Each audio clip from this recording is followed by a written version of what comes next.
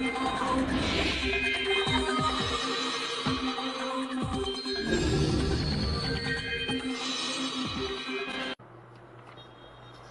mga kapuso, nagbabalik upang maghatid ng balita ngayong gabi sa magiging lagay ng panahon ang ating weather presenter na si Miss Jane Puno.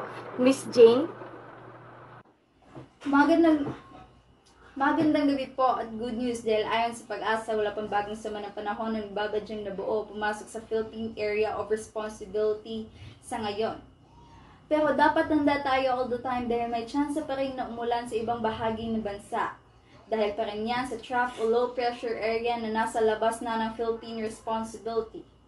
Base sa datos ng Metra Weather, mababa pa ang tsansa na umulan sa umaga sa Luzon. Sa Visayas naman bago magtanghali, bukas ay unti-unti nang lumalakas ang tsansa ng ulan. Sa Mindanao naman, malawakan ang pag-ulan bukas ng hapon. Kaya mga kapuso, huwag kalimutang mag-ingat. Yan muna ang latest lagay ng panahon. Ako si Jane Pino para sa GMA Weather Integrated News Weather Center.